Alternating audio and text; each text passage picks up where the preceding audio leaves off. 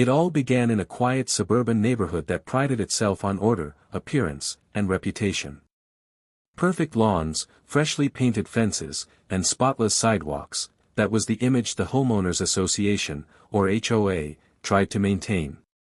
But beneath the neat hedges and manicured driveways, something darker simmered: control, pride, and power. The main character had lived there for 5 years. A hard-working resident who simply wanted peace. He paid his dues, followed most of the rules, and didn't bother anyone. But when the HOA board got a new president, a woman obsessed with control and camera time, things took a turn for the worse. She was the type who craved recognition, who loved being the center of every meeting, and who treated her position like a throne instead of a responsibility. At first, her leadership changes seemed harmless. New signs, stricter parking rules, and weekly cleanliness checks disguised as community care. But soon, residents began to notice her real motives: fines for minor issues, intimidation at meetings, and threats of legal action against those who questioned her authority. She didn't want a community, she wanted a kingdom. The main character's conflict began one summer afternoon when a simple home renovation sparked the HOA's fury. He had decided to repaint his front porch, the same color it had been before, but with a fresh coat of modern blue that caught the sunlight beautifully. Within 2 days, a bright yellow violation notice appeared on his door, accusing him of using an unapproved color palette. He thought it was a mistake. He submitted the paint details, followed protocol, and waited for approval. But the HOA rejected it again and again, each time citing vague, aesthetic inconsistencies. He realized it wasn't about color. It was about control. Word spread quickly. Other neighbors whispered about similar stories: a family fined for a garden gnome, another for parking their car half an inch over the curb. It wasn't just enforcement, it was harassment. The HOA's new president had turned their quiet street into a stage for her authority. Tension built over the following weeks. The protagonist refused to repaint. Letters escalated into threats, and soon, the HOA scheduled a public violation hearing. Normally, these meetings were private. But this time, it would be different. The president had arranged to have it broadcast live on the local community TV channel. She wanted to humiliate him, to make an example of anyone who dared to resist her rule. The day of the hearing, the neighborhood buzzed with gossip. Lawn chairs appeared near the HOA clubhouse, neighbors pretending to trim hedges just to watch the spectacle. The cameras were set up, the microphone tested, and the HOA board members sat in a row like judges waiting to deliver punishment. But what they didn't know was that the protagonist had been preparing. He had spent days gathering proof, documents, correspondence, photos, and even statements from other residents. What began as personal frustration had turned into a mission for fairness. He wasn't just defending his porch color, he was standing up for every neighbor too scared to speak. The broadcast began. The HOA president introduced the hearing with a forced smile, pretending this was a routine matter. The main character sat calmly, a folder of evidence in his hand. As she spoke, twisting the story into one of community defiance, he waited, patient and silent. The camera zoomed in on him several times, trying to catch a reaction, but he gave none. Then came his turn. He stood, placed the folder on the table, and began outlining the truth. Calmly, methodically, he revealed inconsistencies in the HOA's own rules, showed photos proving that several other houses used the same shade of blue, and even cited the HOA's bylaws, the very rules they had ignored in their crusade against him. The audience shifted. The president's smile faltered. The cameraman, sensing drama, zoomed closer. For the first time, the HOA board looked unsure. What was supposed to be a public humiliation was turning into a live exposure of their misconduct. But the president wasn't ready to lose face, not in front of the cameras. She snapped back, accusing him of defiance and threatening to escalate the matter to law enforcement. Gasps rippled through the audience. Was she serious? Calling the police over a paint color? He stood his ground, knowing the cameras were still rolling. The president, red-faced and desperate, stormed off-screen to call the police herself. The audience whispered, the cameras kept filming, and the broadcast continued in awkward silence. 10 minutes later, 2 police cars pulled up outside the clubhouse. Lights flashing, officers entered the scene. The HOA president dramatically pointed to the homeowner, claiming he was refusing to comply with lawful orders. The officers, clearly confused, asked for clarification. The cameras caught everything, her exaggerated gestures, her tone, and her false authority.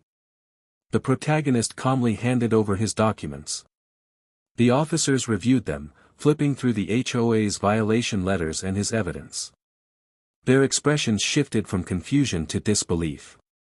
It was obvious, this was not a criminal matter, it was a power play caught on live television. Meanwhile, hundreds of viewers tuned into the community broadcast. Neighbors texted each other, social media posts began circulating, and within minutes, the HOA meeting turned into a local viral moment. The officers finally spoke quietly to the HOA president. Her expression went from smug to pale. She realized, too late, that she had overstepped her authority, and the world was watching. As the officers left without arresting anyone, the room erupted in murmurs. The protagonist gathered his papers, looked around the room one last time, and walked out calmly. The cameras followed his exit, capturing the perfect shot, the moment the HOA's power began to crumble. But this was just the beginning. Because that live broadcast didn't just end in embarrassment. It ignited something bigger, a wave of backlash, investigations, and exposure that would shake the HOA to its core. The broadcast that was meant to destroy one man's reputation ended up destroying the HOA's instead. Overnight, the video spread beyond the small community TV network. Someone had clipped the most explosive moments, the HOA president's dramatic arrest attempt, the confused officers, and the calm composure of the homeowner standing his ground. That clip went viral across social media platforms, gathering hundreds of thousands of views within days. At first, the protagonist didn't realize how far the story had spread. His phone started buzzing non-stop, texts from neighbors, emails from strangers, and even reporters requesting interviews. The internet had crowned him a symbol of defiance against HOA abuse. Memes appeared, hashtags trended, and countless comments poured in, cheering him on for standing up to the neighborhood tyrant. Meanwhile, inside the HOA office, panic was brewing. The president and her board members were not used to public scrutiny. They had operated for years behind closed doors, making decisions that few questioned. But now, every one of those decisions was under a magnifying glass. Residents began revisiting old fines and violations, realizing just how often they had been manipulated or overcharged. The trust that once kept the HOA running smoothly was gone. Within a week, the community was divided. Half the neighborhood stood behind the protagonist, demanding transparency and fairness. The other half, mostly those who benefited from HOA favoritism, clung to the president's side, convinced she was the victim of an online smear campaign. But the truth had already taken root. Local news stations began covering the story. Footage of the HOA president calling the police played side by side with interviews from frustrated homeowners describing years of harassment. The narrative was shifting, this wasn't just one homeowner's story anymore. It was a window into a system built on control, intimidation, and unchecked power. The protagonist tried to keep a low profile, but that was impossible. Reporters camped outside his house, neighbors stopped him in the street, and online followers demanded updates. He didn't want fame, he wanted justice. And as the attention grew, so did the evidence. Former HOA board members started reaching out anonymously. They shared documents, emails, and meeting transcripts proving what everyone had long suspected, the president had been abusing her position for personal gain. Unauthorized fines, misuse of HOA funds, and even backdoor deals with local contractors. Each new revelation fueled the fire. Residents organized an emergency HOA meeting, this time, without the president's permission. Flyers went up, group chats exploded, and within days, the entire community gathered in the park near the clubhouse. There was no camera crew this time, no staged broadcast. Just homeowners, angry, exhausted, and ready to reclaim their neighborhood. One by one, they spoke up. Stories of unfair fines, intimidation, and threats poured out. Elderly residents described being bullied into repainting fences they had just finished. Young families shared how they'd paid hundreds of dollars for violations that didn't exist. The protagonist stood quietly at the edge of the crowd, listening. He didn't need to say much. The truth was speaking for itself now. When the residents voted, it was unanimous, a motion to suspend the HOA president and demand a full financial audit, but the president didn't go quietly. When she found out about the meeting, she stormed down to the park with her lawyer, shouting about illegal assemblies and defamation. She waved legal papers, threatening to sue anyone who spoke her name. But the crowd didn't move. For the first time, no one backed down. The homeowners had found their collective voice, and it was louder than her threats. The next morning, another twist hit the headlines. The local news station aired a special investigation into the HOA's finances. Using leaked documents and whistleblower testimony, they revealed thousands of dollars missing from community accounts. Payments made to contractors who didn't exist, reimbursements with no receipts, and funds mysteriously transferred to administrative expenses. The HOA president was caught completely off guard. She held a brief press conference, trying to spin the story, claiming clerical errors and miscommunication. But the damage was irreversible. Every word she said was dissected online, every excuse mocked. Meanwhile, the protagonist received an email from a local journalist thanking him for inspiring the investigation. They called him the man who turned the camera around. That phrase spread fast. Soon, it was the unofficial name of the viral saga. But the victory came with a cost. The HOA board, desperate to protect itself, began targeting the protagonist in new ways. They sent legal notices, claiming defamation and breach of privacy. They tried to revoke his homeowner privileges. They even attempted to restrict his access to community facilities. It became clear that while public opinion was on his side, the HOA still held power on paper, and they were going to use it. He realized he needed more than exposure, he needed to fight them legally. So he began preparing. He contacted lawyers, reviewed state HOA laws, and gathered every piece of evidence he could find. It wasn't just about the paint color anymore, it was about accountability. He knew that if he didn't take this all the way, the HOA would recover, rebrand, and continue its abuse once the attention faded. Weeks passed. Investigations deepened. Local officials got involved, and soon, there were rumors of a full government audit. The HOA president tried to resign quietly, but residents demanded a formal hearing. The stage was being set for one final confrontation, one that would decide the fate of the entire HOA board. And as news cameras returned to cover the upcoming meeting, the same community TV channel that once broadcast his humiliation was preparing to stream something very different this time, the HOA's downfall. The air was thick with tension on the morning of the final HOA hearing. It had been 6 weeks since the infamous live broadcast, 6 weeks of investigations, leaked evidence, and public humiliation for the HOA board. The entire neighborhood was on edge, waiting for what everyone knew would be the most important meeting in the community's history. The clubhouse, once a symbol of authority, now stood as a monument of scandal. Reporters lined the sidewalk outside, cameras ready, microphones in hand. Neighbors gathered in clusters, whispering, speculating, waiting for the moment when truth and consequence would finally collide. Inside, the atmosphere was electric. The HOA president, visibly exhausted and pale, sat at the head of the table surrounded by lawyers. The rest of the board looked equally tense, the arrogance that once defined them replaced by unease and fear. Across the room sat the protagonist, calm and collected, a thick binder of evidence resting on the table in front of him.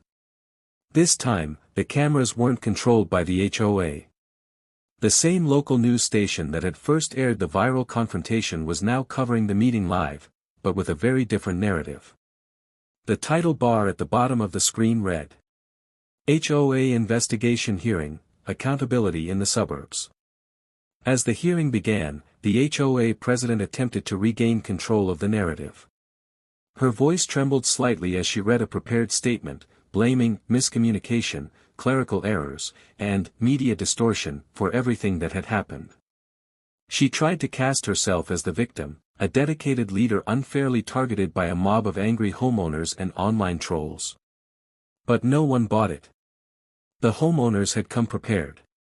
One by one, residents stood to read statements of their own. Each voice was another. The homeowners had come prepared. One by one, residents stood to read statements of their own. Each voice was another nail in the coffin of the corrupt HOA leadership. A retired veteran explained how he'd been fined hundreds for a minor fence repair. A single mother shared how the HOA threatened her with eviction over a parked car that wasn't even hers. A young couple revealed that they had been overcharged for landscaping services that were never performed. Each testimony built upon the last, forming a mountain of undeniable truth. The cameras captured every tear, every tremor, every moment of raw frustration that had been bottled up for years. Finally, it was the protagonist's turn. He stood, straightened his notes, and began speaking, not with anger, but with precision and calm authority. He presented the evidence he'd collected over the months, internal HOA emails showing favoritism, bank statements proving misuse of community funds, and records of fraudulent fines. The room was silent except for the steady rhythm of his voice. Even the reporters, usually eager to shout questions, sat frozen. Then came the moment that no one expected. As he presented one of the final documents, the HOA treasurer, a quiet, middle-aged man who had sat silently through the entire ordeal, suddenly stood up and admitted everything. He confessed that the president had pressured him into falsifying reports and hiding financial discrepancies. His voice cracked as he said he couldn't take it anymore. Gasps filled the room. The president turned pale, her lawyer whispering frantically in her ear. But it was too late. The confession had been caught live on camera, broadcast to the same audience that had once watched her call the police on an innocent man. The board immediately moved to suspend her authority pending investigation. Neighbors began to cheer. Some cried. Years of frustration poured out in that single, triumphant moment. But the story didn't end there. Within days, county investigators officially launched a full audit. What they uncovered confirmed everything the homeowners had suspected: embezzlement, misuse of funds, and violations of state housing laws. The president resigned in disgrace, facing potential criminal charges. Several other board members followed her out the door, their reputations permanently destroyed. The protagonist, meanwhile, became an unlikely local hero. News outlets across the country picked up his story. Headlines read: Homeowner exposes HOA corruption live on air. From victim to victor, how one man took down a neighborhood tyrant. He didn't let the fame get to him. He declined interviews, politely turned down sponsorship offers, and focused on what mattered most: rebuilding his community. With the corrupt leadership gone, a new board was elected. This time, made up of honest residents who wanted to restore trust and fairness. The first decision of the new HOA board was poetic. They voted unanimously to abolish unnecessary fines and end the color restriction policy that had started it all. As for the house that sparked the war, the blue porch, it became something of a local landmark. People drove by to take pictures, calling it the porch that beat the HOA. It symbolized resilience, justice, and standing up for what's right, even when the odds seemed impossible. Months later, the protagonist finally sat on that porch one quiet evening, sipping coffee as the sun set behind the rooftops. The chaos was over. The noise had faded. And for the first time in a long while, peace returned to the neighborhood. But somewhere deep down, he knew that his story wasn't just his own. It was a story for everyone who had ever been pushed around by systems of power, who had ever been silenced by fear or intimidation. He had shown that one voice, steady, patient, and truthful, could bring down an entire wall of corruption. And as he looked at the faint reflection of the camera light still visible in his front window from all the media coverage, he couldn't help but smile. Because now, when people thought of the HOA, they didn't think of power or control, they thought of justice. The HOA had tried to arrest him on live TV. But in the end, they had only arrested their own downfall.